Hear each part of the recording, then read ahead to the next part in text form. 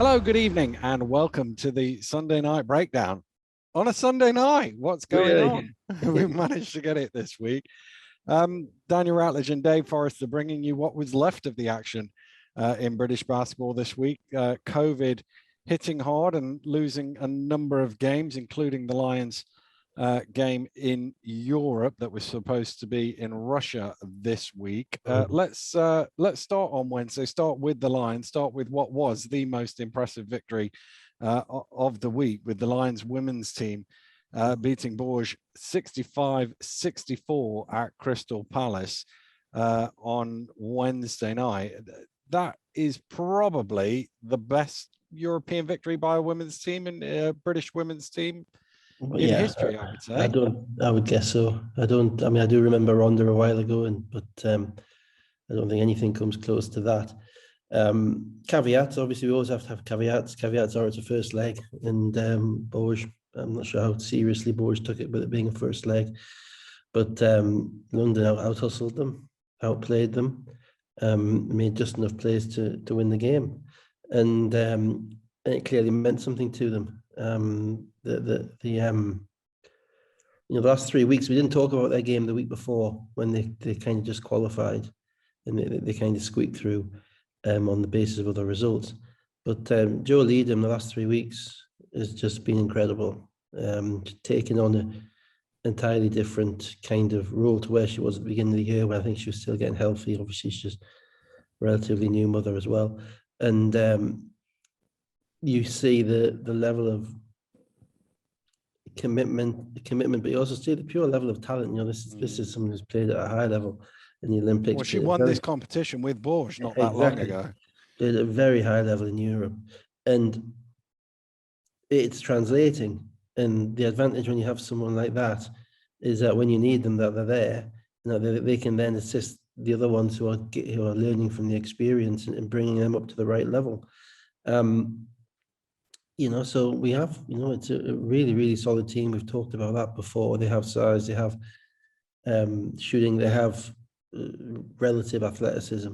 They don't really have a backup point guard, but that's about it, And looking at it, you have to think that the reason that they've dropped games is because of the kind of the dealing with the schedule, dealing with the differential inability between the teams that they're playing against here and the teams that they're playing on the road. And when it came to pass, they all showed up, so just incredible achievement.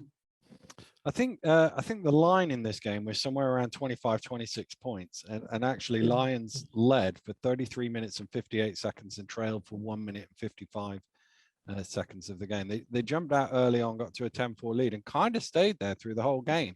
And it was one of those things where actually you wouldn't have known this is the 32nd ranked team in terms of the qualifying and the first ranked team, and with 9.5 minutes to go, up 8, they looked like they were going to have it fairly comfortable. But to be fair to Bourges, their defense in that fourth quarter, they sort of flicked the switch a little bit, and there was a lot of late shot clock possessions for the Lions, and then Yakubu started dominating inside with her size, and they started to reel Lions in the last few minutes. Yeah, and that's the only thing, is that how much of it is, London playing to excess, it being their championship game, and how much of it is Bourges playing the game and knowing that they're going back to France.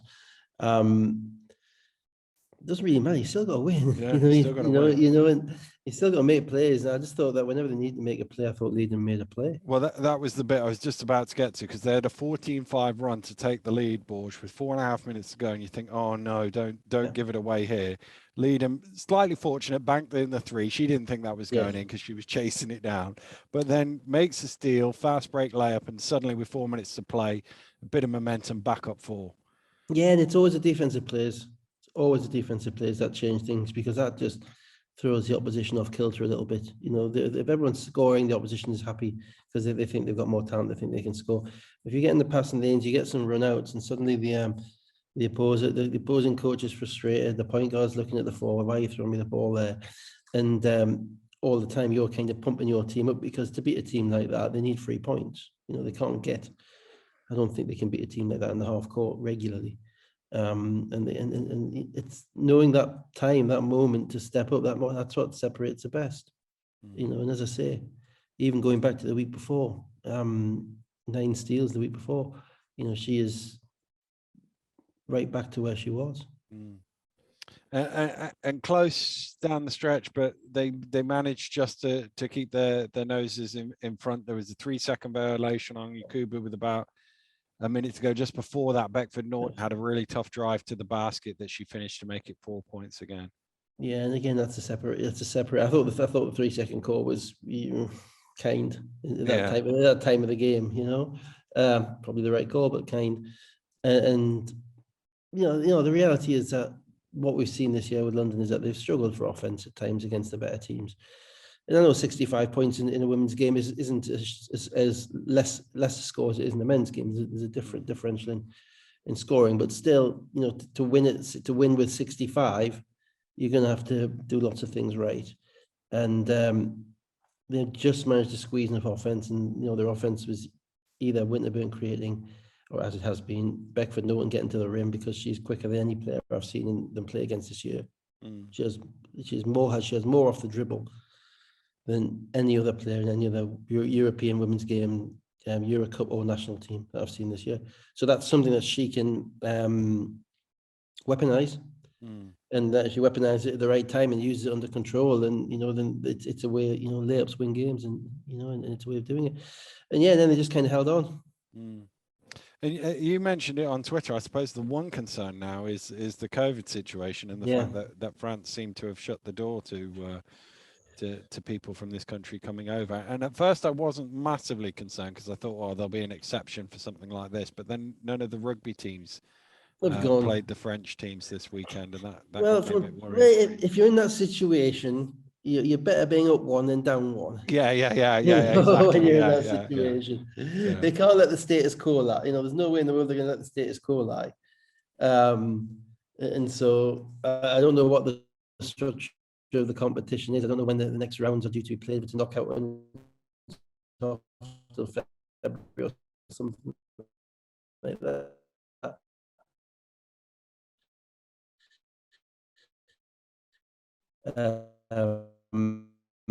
Now, but NBA now as well.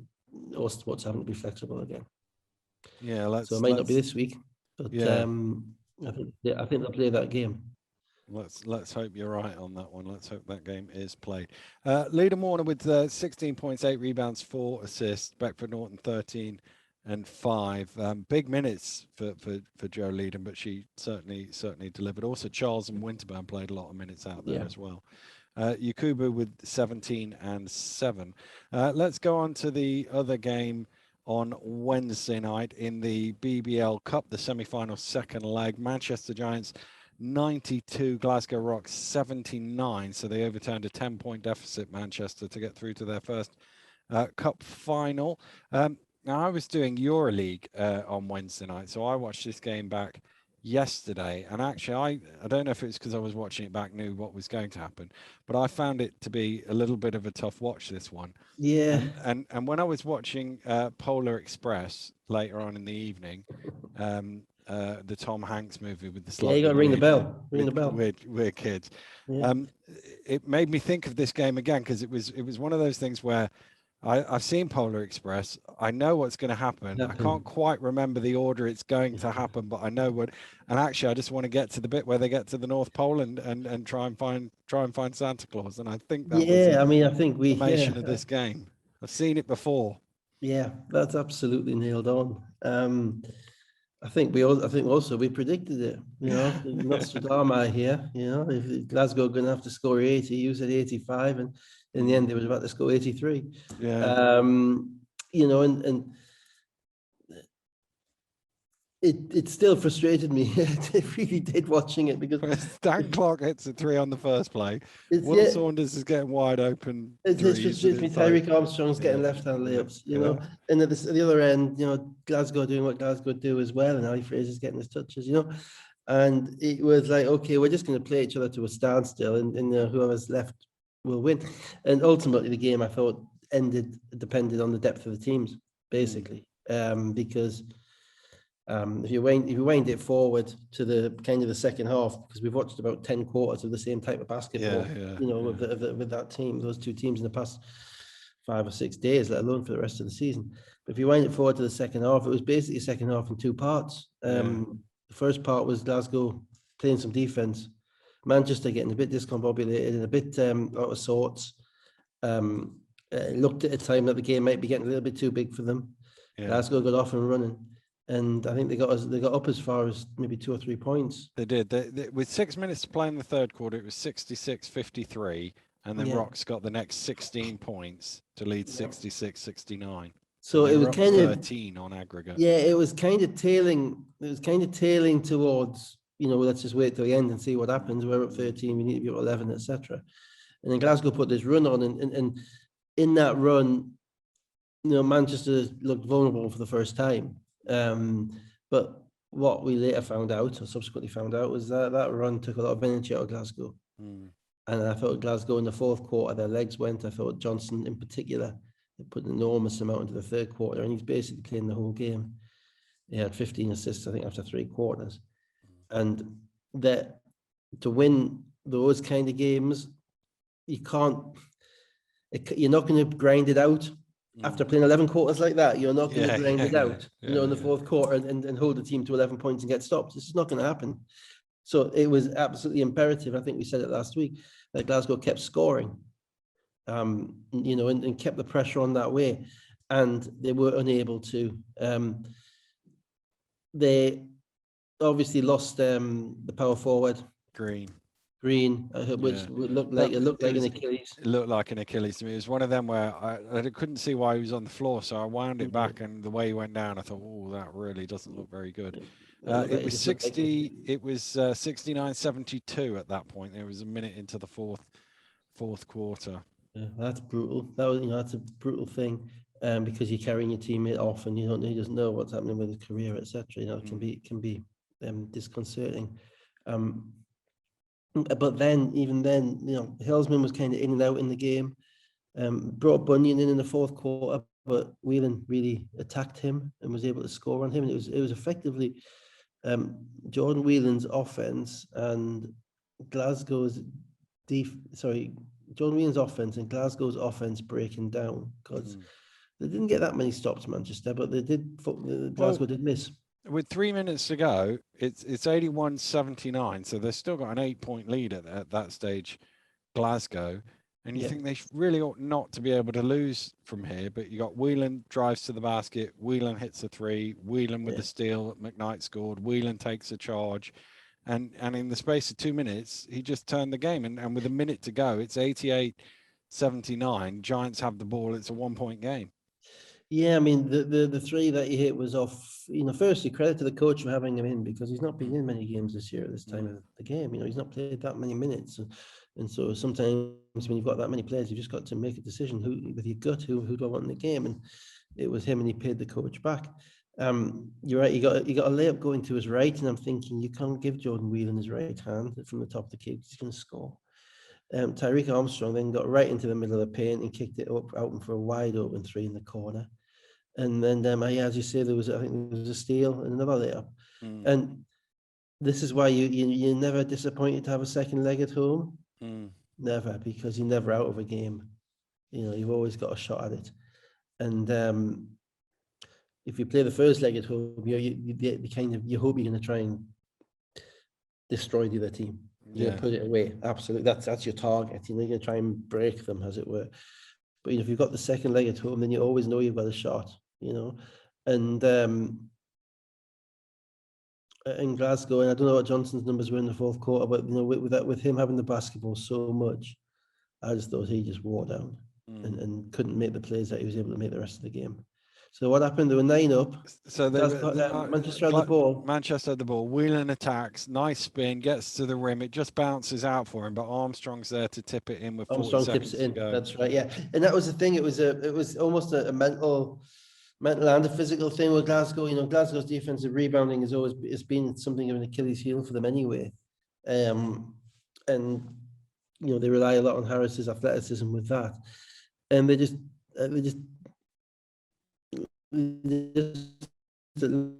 little bit like rabbit in headlights.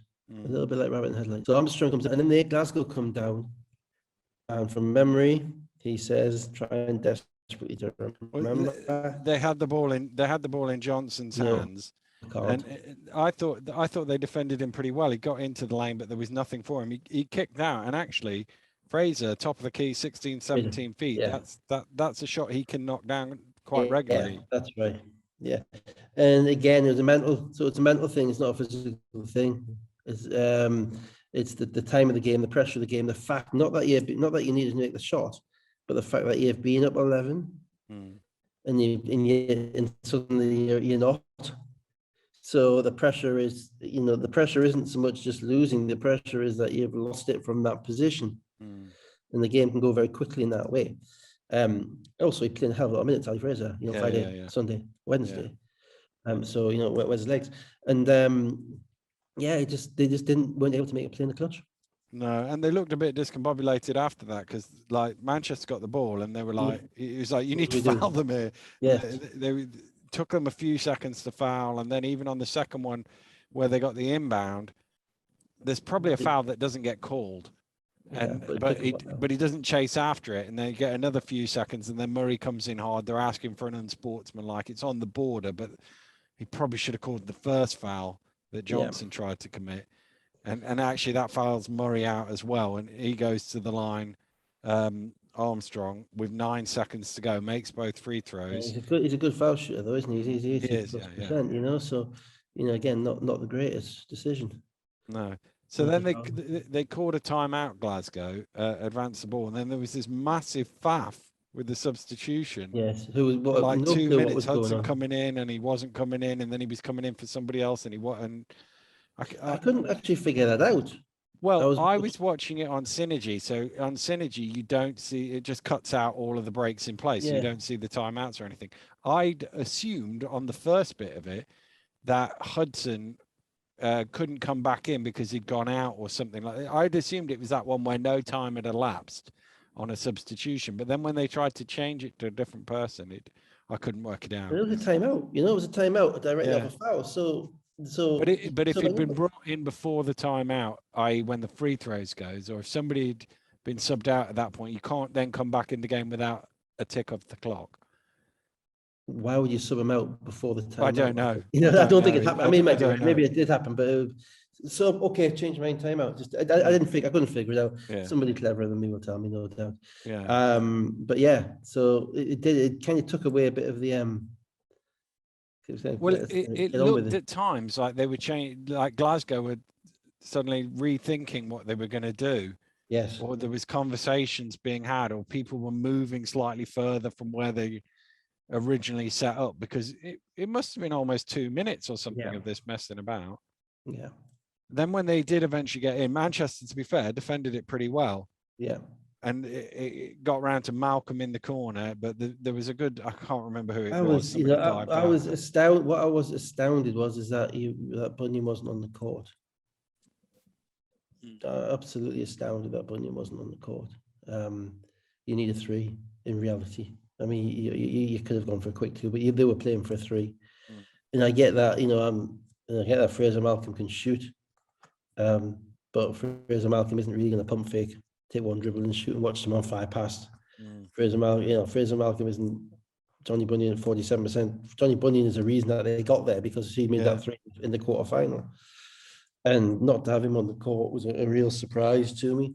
They didn't really get any traction in relation to their penetration, and it was a heave at the end.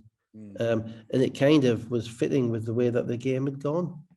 It kind of petered out for Glasgow, just kind of dissipated, almost in a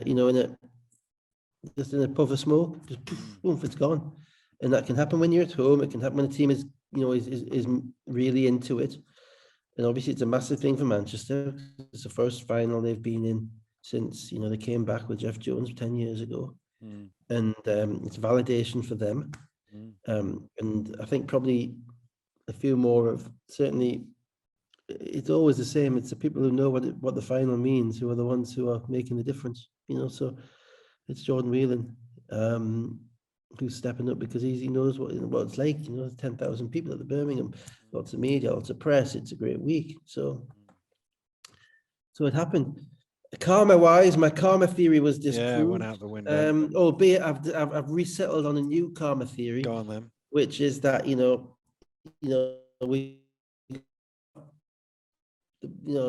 probably Manchester, probably one of the best broadcasting groups in the league there, commentating on the games. And in Glasgow, we got nothing at all. So Glasgow get what they absolutely deserve. If you're not going to pay for people to talk about the game and keep us all informed and educate the audience, then tough, deal with it. But I think the green thing, it probably in game time itself, it shouldn't make a difference. I'm not sure if he would have played much at the end anyway, because he hasn't been playing that much. But he was one of those guys who you couldn't leave open. No. He was a plus 10 in the game as well. Plus 10 in the game. And that meant that thing of seeing your guy kind of carried off and thinking, that can, when all the rest of the stuff is going on in the maelstrom, that can have an impact as well. But I just thought Johnson got tired. And I think, the level of pressure on Johnson to run that team is, it's synonymous with Fletcher at Newcastle. It is just, at times he's having to carry himself and he's having to pace himself. In this game, he didn't pace himself because they were down early, because he knew it was a big game and he played hard all the way and just ran out of gas, I thought. I didn't mention at the top that Jamel Anderson was not there. Obviously, he's isolating, so that was a loss for them defensively. So Armstrong 25.7 assists, 9 of 14 shooting. Saunders 17 points. But probably the most important was the 13 points for Jordan Whelan off 6 of 12. And he might not have been in the game if Anderson had been there. Quite, yeah. That's that spot that Jamel would normally take with. So, you've got to have these guys ready to play, ready to come off the bench, ready to play. He certainly was. Fraser with 18, Harris 17, 9 and 5. Johnson, by the way, 8 points off 2 of 11 shooting. And how many minutes? Rebounds and 15 assists. I didn't write the minutes down. But I think it may be close to 40. Yeah. It was a lot. Yeah, and it's just a heck of a weight that he's got. And the 15 assists, he had them all at the end of the third quarter. Yeah. So he didn't have one in the fourth quarter, and that it's tough, but you have to win the game down the stretch. You do. So let's move to Friday night, the Sky Sports game at the Morningside Arena. Leicester Riders 101, Newcastle Eagles 72. No Johnson, Thompson, and Yabantu for Newcastle. Darren Nelson-Henry still coming off the bench for them, limited minutes, but back and looking close to Darren Nelson-Henry of old. It was interesting because we were talking on comms. Leicester had some really good looks. I think they missed their first 4 3-pointers. They had some really good looks. And Drew, similar to what you say, if you give those guys the looks, they're going to make them eventually. And only Johnson was really able to score for Newcastle at the other way, and it was a matter of time before Leicester got on top in this game. I think you were generous calling it a game. I don't really think it was a game. I think it wasn't overly competitive from the beginning. And starting with Leicester, they are rolling. They're very, very certain as to who they are, what they're doing, where the ball is going, how they're playing, and there's a purpose about them, even when they're missing shots, and there's a purpose about them, which is ridden not just through this game, but is ridden through the last game and the Glasgow game when they were up by 30 at half time as well. And even the London game when they're up by 20, 22. So there's nothing that they are probably certainly at this point in time, the best team in the league, or certainly playing in the best, in the most cohesive manner. Probably a little bit helped actually by the injury to Nelson-Henry, because it's meant that everybody else has had a few more minutes to find a role, and they've all kind of settled back in, to that. So, whereas later on in the season, it could be a problem. If you have 9 guys early in the season, there's always one who's only playing 5 or 6 or 7 minutes and not quite sure where his role is. They've been where they've needed Adekoya to play big minutes, they've needed McKenzie to come in, and the other guys have been also the other guys have been able to get into a rhythm. Mo Walker is starting and is far more confident about himself. You can see it in the way that he's carrying himself. So, they've been managed, through an injury to their, first team all league guy to be 6-0 and in the cup semi-final. Right? That's pretty darn good. So good for them. Newcastle are at the point whereby their excuses have gone. They've had the COVID, they've had the introducing new players, but this was a game where they're coming off a 20-point home loss. They're coming off a 25-point loss in Leicester, the first game of the season, albeit maybe they had an excuse, maybe there was some appeal wasn't there, blah, blah. There was some excuse, but that should still be in their memory. And they are playing for an organisation which is one of the 3 organisations in the league which expects to be winning, right? And that's London, Leicester, and Newcastle. London because of the money that they've got, Leicester and Newcastle because of both the history and the fact they've got their venues. That gives those teams have an advantage. It's not how you quantify that advantage is difficult to know, but they have an advantage because of the access to the venue, etc. And generally the budgets, albeit after London, I think the budgets are probably, across the league aren't amazingly different, aren't an amazing difference maker given the quality of British player there is available now due to Brexit.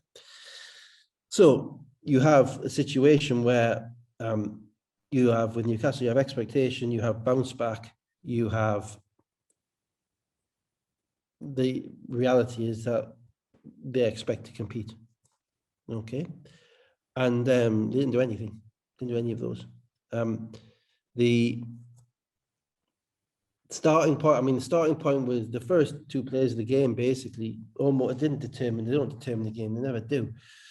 But the first play of the game, you have Leicester, who everybody knows the first play of the game, are going to run across screen to get the ball to either Mo Walker or Darren Nelson-Henry, depending on who's in the game. Right? And Gino's going to, the wing guy, probably Patrick Whelan or Zach Jackson's going to pop out and they're going to run a little cross screen and Mo Walker's going to get the ball in the post. And Newcastle had him matched it with Shelton. Now, Shelton is probably the opposite of Walker. Shelton's 6'7", 6'8" maybe, but he's athletic. He's a double guy. He's gonna play with energy. He's gonna take people off the dribble. He's gonna attack. He's gonna dunk it. All this stuff, right? What he's not gonna do is be able to defend Mo Walker on an island on his own, 2 dribbles, back down, layup, right? And there was no help. There was nothing that came. And interestingly, at the end of the third quarter, Newcastle changed that matchup, but it was too late by that point. At the beginning of the third quarter, it was Peel who was guarding him. Second possession, next possession down, Eagles, I'm not sure what they ran, but they ended up with the ball with Peel shooting the 17-footer in the post on the fadeaway, which is a shot he hasn't taken in the 6 weeks he's been in Newcastle, from what I can see. So you think that's not what they wanted. Next time down, Shelton doesn't want Walker to get position because they're doing Leicester are just going to do the same thing. They're going to look at that with their eyes open. And he reaches round behind and trying to get in front, and ref calls him for a foul. 3 minutes later, he's got a second foul. And that's it. He's done for the half because for whatever reason, he doesn't come back in the game, which means that your effective, impactful, double big guy plays 4 minutes, has no impact in the game at all, and halftime you're down by 20. Now that can change if your matchups are different, or if you run if you've got a plan to run a double team at Mo Walker, or to do something different. But they didn't. Then their offense was the reason they were able to run last year was primarily because their defense was good. No, the defense was primarily good because Edwards, Fluger, and Gordon around the other guys, Fletcher and Defoe, they were good defenders, really, really good defenders. And that allowed Newcastle to get on transition, and they would run, they would do whatever. Their half court wasn't overly, there was nothing different in their half court to anything else. It wasn't like they were just coming down, chucking up, running, going Bob Donald, 3 guards 25 years ago, stuff at Derby. It wasn't that. Yeah. It was systematic. What they have now is that they don't have that defense, so they're not able to run. They're picking the basketball out of the net, and their offense has become lethargic. I think that's probably a fair word. It seems to be very laboured. You know, I'm watching all these other games this week, and I'm seeing teams attacking, seeing getting straight into actions really quickly, attacking, getting to the rim, be it, you know, Paris, be it Johnson in Glasgow, even Bristol, even the Bristol Guards, you know, they're attacking really quickly. Newcastle seem more laboured. They're bringing the bigs up to the top a lot and away from the basket, and it's something you can scout and see. And I think Leicester were ready for that. So Johnson made some shots early because he's playing it, because Johnson's remembering all the things I've just said about coming off a 20-point lead, coming off a 25-point loss in Leicester, and having played at Leicester for a year. So if anyone's going to be ready to play that game, it's Corey Johnson. And you end up in a situation whereby he got a few shots off, but your scoring two guard person doesn't shoot the ball in the first quarter. Don't get a shot off. And to be blunt, person's skill is his scoring. He's had a couple of 30-point games in this league. What he hasn't shown a particular capability to do is to create for others, or to be even look particularly comfortable in bringing the basketball to the court. So he never got a shot off. All the while, at the other end, Leicester are basically getting what they want, albeit I don't think Newcastle's defense was awful. I thought, you know, Crandall made a few shots that you have to live with him making in the first half, and they took Loving away, which is a thing. You know, if Crandall's making threes and Loving's not getting to shoot them, then you live with that. But you have to play with a little bit of pace and a little bit of energy, and you have to rebound the ball. And the rebounding, I'm afraid, was horrible. The defensive rebounding was horrible. So you throw all of those things together. Leicester are missing shots they're going to make. Well, they're not going to miss the second shot or the third shot. You throw the kind of the lack of speed in Newcastle's offense. And then you add in the fact that, you know, Gino's ready to play and ready to make a point and is making shots. And that Shelton is sitting on the bench for 17 minutes or 16 minutes in the first half. And that's unsustainable. It's unsustainable for Newcastle. And we end up in another game where by halftime the game is basically over. Albeit, you know, you've always got a run coming back, but, you know, it's basically over. Riders had a 9-0 run around the first break to lead 32-15. Crandall then hit 3 3-pointers in a minute in an 11-0 run, and it was 47-25. There was still 4:40 to go in the first half. And if we spin it into the second half for a second, just at the beginning of the third quarter, it looked like maybe Newcastle had righted something a little bit. They got it to 12, and you mentioned Loving not really hitting a shot in the first half. He suddenly hits 3 threes and an and one, and Leicester score 20 of the next 24, and they're away. This is how important attention to detail is, right?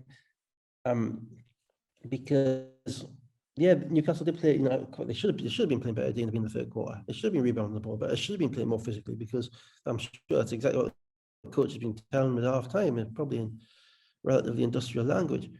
But this is where they are really struggling with some of their guys. Peel is not what he was at London yet. Now he's been in now 7 or 8 weeks. They've had a 3-week off period.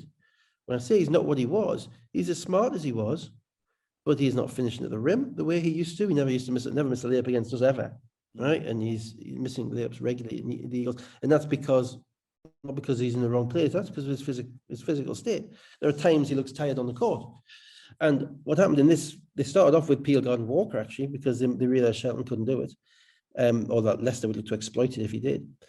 And Newcastle played really good defence with maybe 3 or 4 possessions, to the point which was noticeable, you know, by everybody in the gym, that they could actually say, actually, that Leicester aren't quite getting the same looks that they were. And then it was Peel. And this is little details where you have to be together. He ran out on an offensive rebound, which Newcastle didn't get. And he's halfway down the court. Yeah. 5-on-4, kick out, Loving, bang, that's a 3. The next play down, little handoff in transition. He's matched up with Loving in transition. He's two steps away from where he needs to be. Loving pulls up, 26 feet, nails it. Now you say, oh, that's a great shot. No, it's a great shot, but it's the only shot he's going to take. You know, if he can dribble past you and make 3 dribbles and get to the rim, you've got to rely on somebody else being there. You can't give up that shot, not when he's made one. And then I think the and one was a similar play. So, you know, I think they're gonna have to stick or twist at some point with they're gonna have to get more out of Peel, they're gonna have to get more out of Pearson, because they're both talented, capable players, but they're not getting anything what they need out of them at the moment. They're gonna need a whole new defensive identity.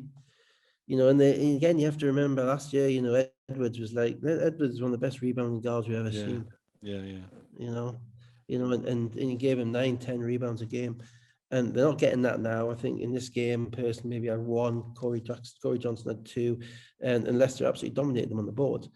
And it really was just a cat playing with a mouse. The whole game, I thought, the cat playing with a mouse. You know, and you were waiting for players, you know, you're just waiting for something. And Darius tried, he tried to get a little bit physical and tried to do a little bit of G'ing up his own guys and create a bit of a spark. But you know, can't only be him. It can't only be him every time. And I thought Newcastle got to the point whereby all the guys, all the players just looked like they were just going through the motions. Now, it's all relative, because, as I say, you know, Leicester will beat lots of teams by 25 this year, right? But it is all about where you are aiming and what you're aiming for. At this point in time, as I say, there are those 3 teams who expect to be at the top: Leicester, Newcastle, and London. There is then kind of what you describe as probably 4 or 5 upwardly mobile teams. The 4 most upwardly mobile, because Cheshire have had some problems. Sheffield, Glasgow, Bristol, and Manchester, right? Newcastle are 0-8 against those teams this season. 0-8 against those teams. Apart from the win against London, the wins are 2 wins against Cheshire, 1 against Plymouth. So at this point in time, we're looking at a recalibration of, you know, they're not in that group. They're not in that top 3. They're not in that group of 3 who are expecting to win. They have to start clawing their way into that group of 4, underneath that group of 3, to give themselves the chance. And that's going to take probably some hard words, some hard talk, some tough communications. And they're going to have to look into whether or not they're up for it. You know, is that what they want? Do they want to be a 500 team? Do the new guys want to be that? Or are they going to play with a degree of urgency, which I'm afraid that they haven't demonstrated in either the Bristol game or the Leicester game? I don't know. I don't know where they're at. They play Cheshire after Christmas. That's going to be interesting. If it's obviously COVID permitting. But I don't know. You know, they you know, if it was. And, you know, it's what Neil said on Twitter, you know, you got to take the name off the front of the shirt. You just got to deal with what you're watching. And it doesn't matter what the history is or anything like that, right? But, you know, those 2 games, that's my first spiral watch of the year. You know, you can't spiral before December because you haven't got, you know what you are. But you're on a spiral watch now. You know, because if you're not getting the bounce back from the Bristol game to that, then you are in spiral territory. And they can't afford the spiral. No. They got, you know, we've seen it. They got full arenas. They got crowds. They have that expectation, which may be unfair, may be unfortunate, but those guys have to know that you're coming in and you're coming in to win games, and there are very few gimmies in this league. So that's about it. Anything else? Yeah, no, I think I think that's a very thorough cover of it. Gino Crandall with 5 of 9 from 3-point range for 22 points. Whelan with 14, Lovin with 14, although he shot 3 of 11, 14, 8 and 7, and he didn't really play that well. Good numbers. The couple of team statistics to pull out: Leicester 21 points off turnovers and 17 second chance points. And then on the other side of the ball, Johnson 15, Person 14, 17 turnovers for Newcastle, 6 points off turnovers for them, 2 fast break points and 10 second chance points, which shows you the difference between. Well, and then you have to, and to be blunt, some of those numbers were massaged at the end of the game. Yeah. But the two fast break points. You can't just fast break when London decided not going to run back. You're going to be a fast breaking team. You got to get stops. You got to get rebounds. You got to get out. And I just thought they got Leicester. Leicester could have won that game by almost as many as they wanted. If you give it 100 points on the road, we've already said your chances of winning are virtually nil. You give it 100 points at Leicester, then absolutely nil. So they're rolling. That was obviously a long soliloquy about Newcastle, but Leicester are rolling, and I don't want to take away from where they're at. I think Rob might want to stop Gino shooting as many threes, simply because if he keeps shooting them like this, he ain't going to be back there next year. He's getting himself a contract somewhere big time. Because if he's a 40% 3-point shooter, then over the course of the year, and he's shooting like that without hesitation, then he's people are going to be overrating him. Let's move on to today's games, and we'll start with Glasgow. Glasgow Rocks 87, Bristol Flyers 84. No Miller and Walker for Bristol, no Green for Glasgow. The first half, there were 2 plays where there was more than one shot between them. It was one time they led by 5 and one time they led by 4, and that was it. There was basically nothing in the first half at all. 25-24 first quarter. You're going for 199 again. Here we go again. Yeah. Third quarter, the Rocks had a 13-0 lead. It was 48 points apiece, and they then scored 13 points without reply to lead 61-48. Evans is in foul trouble. He's got his 4th foul with 5.5 minutes to go in the third quarter. And you're thinking, well, Bristol are in a massive hole here. There's no real shot for them on the road. Yeah, I thought that the first half was, again, it was up and down. It was teams getting what they are used to getting. Glasgow don't run many subs at all, so they've got a very cohesive. Sorry, not coherent. I don't know if they can talk or not. They're very cohesive at first unit. And Bristol, stayed with them shot for shot. I thought it was interesting that Bristol came out with Jacob Gardner-Johnson. That was a nice little tweak that I saw, which was nice because I'm looking for them. At this point of the season, I'm trying to figure out, please, teams, do something different. Deal with the opposition that you're dealing with. So they tried to focus on that. But Harris had a heck of a game. Harris is kind of quietly becoming very, very effective for that team.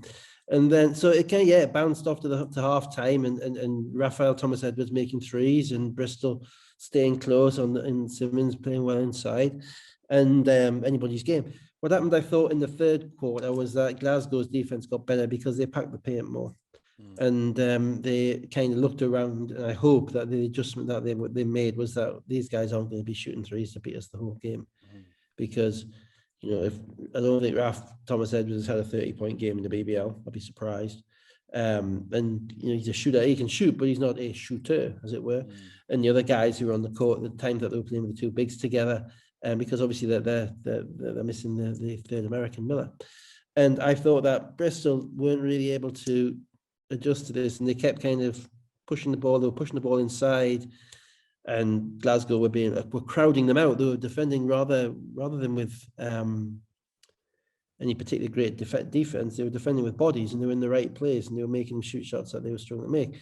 And out of that, Glasgow started running. So they got stops, and they started running, and they got a couple of cheap ones, and then Johnson did his 1-man fast break, and suddenly, as you say, it's a 13-0 run, a little bit like what they did against Manchester. When they've put it together defensively, they're an absolutely scary team, but they don't really have the bodies to put it together defensively over the course of a whole game, because the guards are playing lots of minutes and the bigs aren't rim protectors. So at that point, you think, okay, this game's gone. This game's going. And particularly with Evans on 4 fouls. But Bristol are quite stick to it. Bristol, they're blue collar, they work. They stick at it. And that was the thing that actually they played probably better in this game offensively than they did at Newcastle last week when they won by 20. And they don't, not that any team does quit, but they play with a purpose, even when they're down. and Dalpesh and Simmons getting stuff around the rim, and they went to the two bigs, and that kind of forced Glasgow, because Glasgow are struggling for bodies as well. And it's something I mentioned last week. They forced Glasgow to put Fraser and Jack Domi at the same time, beginning of the fourth quarter, and you can kind of see why they haven't been doing much of it, because their defensively it gives them a lot more, obviously, bulk and a little, but offensively their spacing was totally different, because suddenly it's that one guy operating inside the 3-point line. It's only Ali Fraser picking, popping, or posting up or whatever. Boban Jack Domi's got to find somewhere else to go as well. Or when Jack Domi's down there, then Fraser's got to find somewhere else to go. So that they're bringing traffic into the paint, and that impact, that together with the fact that Johnson at this point was, I think, holding back some energy because he knew he was going to have to play the full 40. That meant that Glasgow's offense became sticky, and Bristol then were able to get out. And Bristol, I think, got it back to about probably a 4 or 5 point game before Gareth came in to go back to the 4 out, which had been out before. And the if we spin it forward to the end, Thomas Edwards hits a 3 to make it a 4-point game with 2 minutes to go. Murray replies straight away with a 3, and then there's an offensive foul on Simmons. Quick foul on. Should have been it. Johnson goes to the line. It's 84-75, and you think the game's. I almost just left it because I just thought this game is over, and then Glasgow did their best to give it right back to them. They did. I mean, firstly, I think Simmons made a 3 off an inbound. I don't think Simmons has shot many threes this year, but he made one, and you think so. It's a 6-point game. Then, but that's what I say about Bristol. They don't quit. They don't kind of just let things kind of wash over them, and we'll pick up the ball and the day will start again. So then they immediately trap. And Harris decides on the end sideline, which just basically dribbles straight into Jacob, I think, and they make a layup out of that. Yeah, Jacob got a layup to make it 84-80. Yeah. And then they come down the other end and Johnson gets called for a travel with 54 because they were trapping again. Yeah. They were trapping again, and Glasgow weren't ready for it. And also Johnson kind of drove into the danger spot, just over the halfway line. We can't go back in the corner where coaches say, and he picked the basketball up. And at that point, Bristol played it absolutely perfectly. They weren't committing the foul. They knew they were in the penalty. They were trying to turn the possessions over because they had to win the possession game, win the game. And they came back down, and then they got another layup at the rim, I think. Well, Simmons missed a 3. Jacob got an offensive rebound. Yeah, that's right. Simmons shooting the second 3 was I could see it coming because he just made one, but still not necessarily a shot that Andreas would have been delighted with. But Jacob's layup makes it a 2-point game with 33 seconds to go, having been a 9-point game less than a minute earlier. Yeah, and in Glasgow it's déjà vu, isn't it, or whatever that is in Scottish? See you again. I don't know what it is. Déjà vu, Jimmy. I don't know. So yeah, because that's exactly what's happening in Manchester. They've been up 9 with 3 minutes to go. In a 2-legged situation, and so you think what's happening, and Bristol bailed them out. Yeah, so, I was just about to ask you because they didn't foul straight away. No. They got them over the halfway line. Bear in mind, there's 30. I think it was 33 seconds. 9-second difference. 9-second difference. So you've got enough time to play defense and get a rebound, and they let 11 seconds, 12 seconds go off the clock, and then committed the foul. Yeah, and the foul was almost like Johnson was in the same place as last time, and they're trying to trap him again. But when he broke the trap, they had no clue what to do because it wasn't a committed trap like it was last time. It wasn't an early trap. It was like, what are we doing? Should we be going up for that, or should we be playing defense? I don't know what the messaging was, but the messaging was just trust your defense. You have to get a stop to win the game. You've managed to get, with all those turnovers, you've managed to get yourself back in a situation where you can win the game without needing to do anything other than play basketball. You get a stop, you get down your end and you score, and you win. Now, you're never going to get it better. The odds are never going to be better in your favor than that, particularly when you've got no timeouts. Yeah. So they've got no timeouts left. So the moment that you stop the clock, you're then in the hands of making a high-level foul shooter, a high-level game closer, because he's the best player. He's got 28 and 14 in the game or something silly, and you put the ball in his hands and hoping that he misses. Yeah. And he didn't miss. He didn't. Yeah. And at that point, you're chasing it again. You've gone, you now have 2 possessions down. You're in the foul game. You've got no timeouts. Your chances of success are exponentially reduced from what they would have been if you just played defense, seeing if they would throw you the ball, got a rebound, and ran down the other court and just made a play. It's that, to me, it's the clock thing as well. It's that half the shot clock is gone.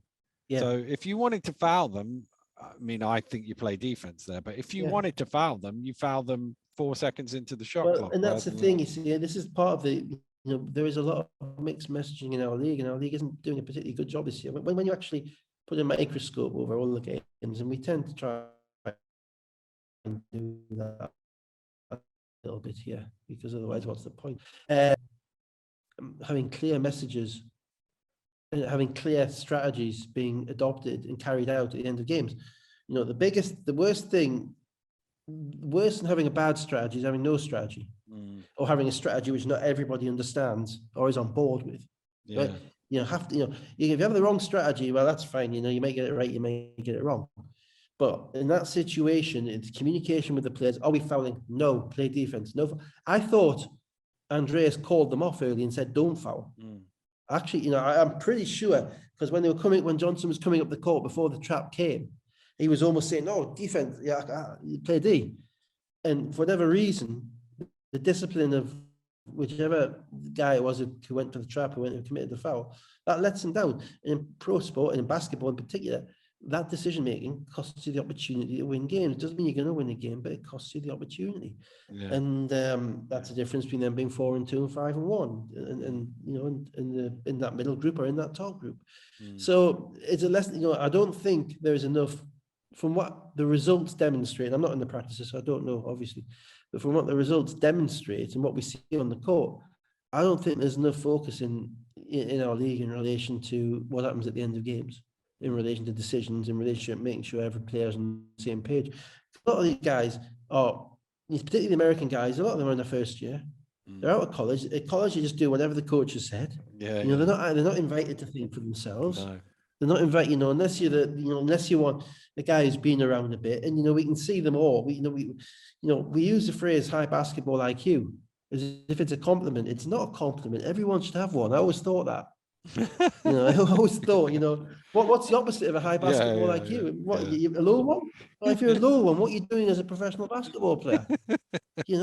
And it's that level of, I'm sorry, I'm off on one now. It's that level of cognition of the basic situations at the end of games. And I mean, I was lucky. I was in Toronto, right? And I was 3 Toronto games. And there's a guy playing for Toronto who is, you wouldn't pick him much ahead of me as a physical specimen, Fred VanVleet, right? And, they're at the point whereby, if they get the ball with 45 seconds to go in a quarter, they're slowing down to make sure they don't score too easy so the other team can get a 2-for-1. So VanVleet's making sure that no one's shooting it until about 30. Because if they go at 38, then the other team are going to come back and go at 30, and you don't get the right possessions. But the level of understanding of this stuff, and it is a different level to what I'm seeing in this country, and we've got to get better at it. And that's actually going to really hurt teams in Europe, if and when we get more teams in Europe. Now, I'm not sure, it's not all teams, certainly not all teams. And, sometimes you always pick on the kind of you see the things that go wrong. So you see the kind of link stuff. As I say, let's stop using high basketball IQ as a compliment. So Johnson, 28 and 13, you already mentioned. Harris, 22 points, 8 rebounds, 6 assists. Thomas Edwards, 9 of 14, shooting for 23 points. Jacob had 13 points, 10 rebounds, and 4 assists. Let's go to the final game of the night in Ellesmere Port. Cheshire Phoenix, 120. Plymouth City Patriots, 69. Patriots were very, very short-handed for this game. No King, no Adekunle, no Walker, no Graham Bell. There was no Lawrence Fishburne, but Denzel Obiaro was back. And Rashad Hassan is back in Plymouth, his first game for the Patriots. And obviously, you look at that lineup and you think they've not really got, I mean, short of Kofi going mental for 55 and Hassan getting 40 and 20. They've got absolutely no chance. And of course, it goes 17-3 after a few minutes, and you're just wondering how big the I thought this. I mean, I watched the first quarter primarily with my eyes fixated on the spread. That was basically it, and I didn't watch the rest. And so sorry about this, Cheshire. Sorry about this, Plymouth. I understand why the games have to be played. I get that, and I know it might seem. I get from what I understand, London simply couldn't literally put a team out of anybody because they're all in isolation.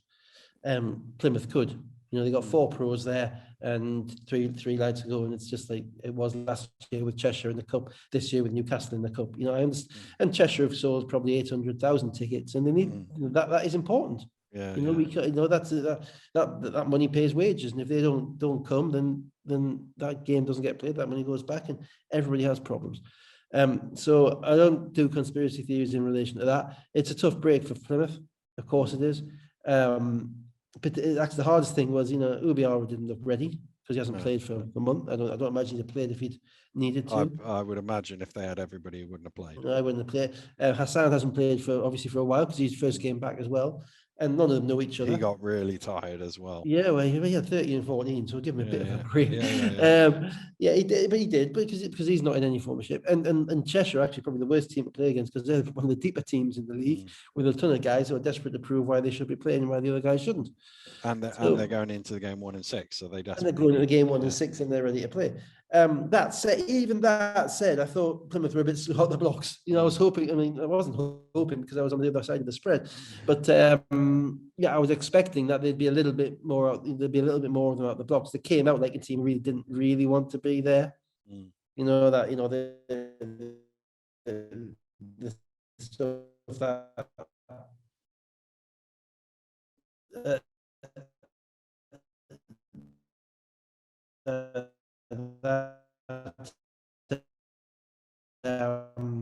Cheshire got, and then with that kind of second unit for a few minutes, and then Plymouth made some shots. Kofi made some shots, but it was never. It was unfortunately never going to be sustainable because of the leg situation. So credit to Plymouth for going. Credit for them making the thingy. Credit to PJ for keeping going with all of this. Alexa's after you. I've got Alexa in the corner. Doesn't understand me just like the rest of the world. But ultimately, no, I didn't watch. Sorry. No. Last 3 quarters. So I did look at the stats afterwards. Was that the maximum? Is that the most bench points in the history of the BBL? Oh, I didn't even look at the bench points. What was it? Yeah, klaxon alert. You haven't spotted. Cheshire have gone for about 75 bench points. Have they? Wow. Oh yeah. Yeah, no, I haven't checked that, and I've discovered the other day that the work I'd done in the summer to get the things like bench points and stuff is a little awry, so I wouldn't even be able to check it properly. A little awry. I know. That's the stats. Because the one I did spot was the statistician's terminology for being. Yeah. I'm going to correct it, but there was a 27-0 scoring run in the second half as well, and I went to look up and. I did turn back and see that it was like 105 to 60 and thought, where's that come from? Yeah. I looked up and found one. Apparently got one in a Leicester Sheffield game, and then I looked at the final score and thought there was no way there was a 27-point run in that, and there wasn't. So, yes, so I need to work on that. But yes, the 27-0 run from 68 48 to 95 48. It actually went from 60 46 if you want to run it back. 73 bench points. I can't check it. I was about to say I'll check it. I can't check it. What I can tell you is that's the most points for Cheshire since they got 128 against Leeds in April 2017. It also was the same margin, 128-77, which is their second biggest winning margin behind 54-110 against London Capital, the old Cheshire Jets they were at the time, March 2009. Austin 21, McSwiggan 17, 15, 7 in double figures. Hassan, very Hassan-like numbers, 13 of 20, 30 and 14. He will be a very efficient scorer for them once he gets. And he's the perfect candidate for what they need. Yeah, He's what they've missed, because he's going to keep them in some games. Whether he'll take them over the top to win some games, I don't know. But you can't judge. They're a new team now. they've obviously got they've got another American coming in. guard signed who wasn't there. Yeah, and they've got an LVC, and LVC is perfectly capable of running a talented team. So that will give PG a little bit to work with, and they might just sneak up on some teams towards the second part of the season. I hope they do, because that's it. It's not easy. You're driving up from Plymouth to Cheshire, knowing that you've got 4 guys who are professionals, and 2 of them haven't played in months, and you got to be thinking, we haven't won a game all season, to stick at it, and I hope they get a win. I think they will. I don't see them being Leeds. I don't see them going through a season. No. Defeated. I don't think they're too far away. I don't think it's.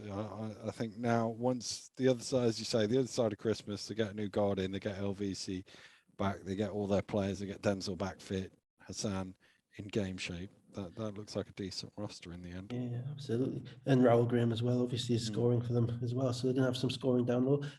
I watched very briefly. So I watched the. I'm not sure if we're allowed to do this against the rules or anything, but I watched the London Leicester game back from last week. Oh, okay. That wasn't on the BBL player. Yeah. Just to watch exactly what happened.